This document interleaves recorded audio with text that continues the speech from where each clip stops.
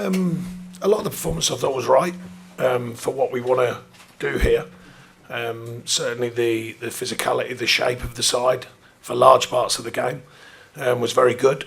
Soft start. I thought the first 15 minutes we never really got to grips with it, and then we started to build a real performance first half. A very front foot performance, dominated large parts of that performance, asked questions.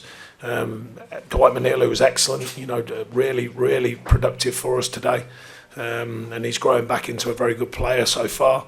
And I thought we brought a real commitment to it first half, particularly, and asked enough questions. And then, I think the theme so far this season has been finding them big moments, and we didn't find a moment in the first half, but a lot of it was good. You don't find those moments go against you. We've seen that hold on to leads very well so far.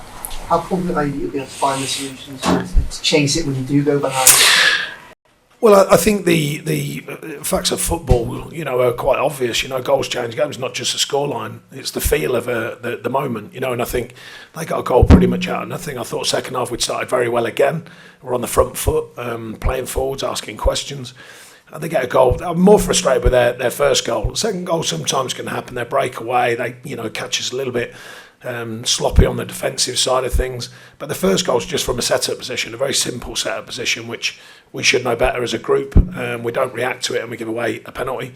And then they get a goal really out of pretty much nothing at that stage of the game. We went back on the front foot. I was pleased with the attitude towards getting back in the game.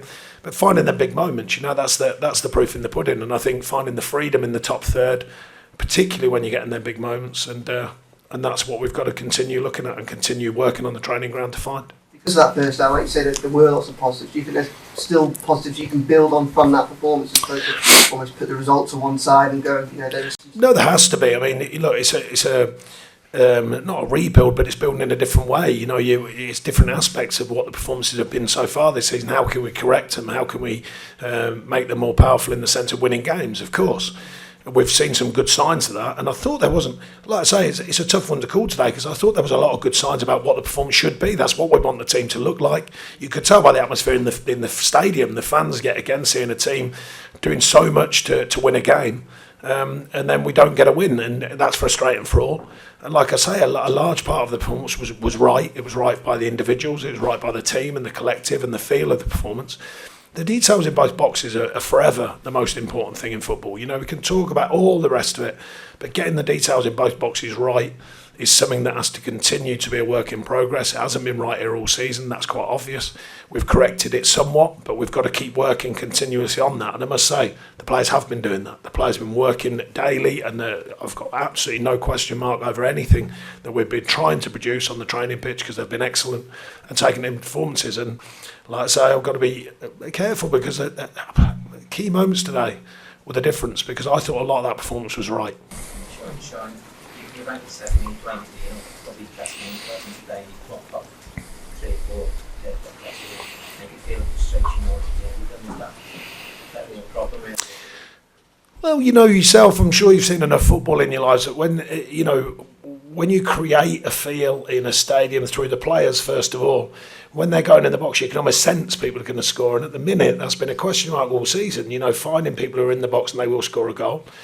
And it's a bizarre thing. Once you change that round and the freedom comes, it starts happening, and the belief, the ball goes in the box and you believe more.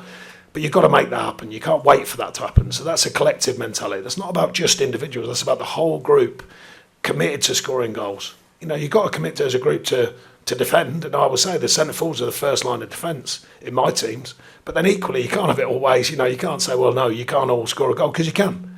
And we saw that so far. Tarky was saying it was Seamus. It's everyone taking on the responsibility.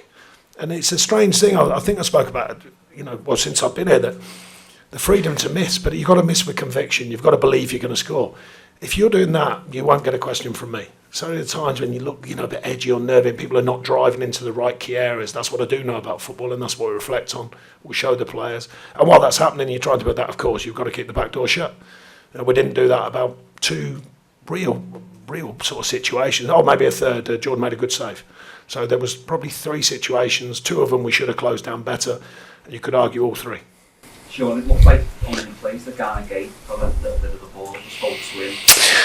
I haven't seen it up close. I am a believer in VAR, so I can only imagine they've got it right. I'll have to see it, obviously, up close. But, you know, I can't over question it if I'm a believer in it.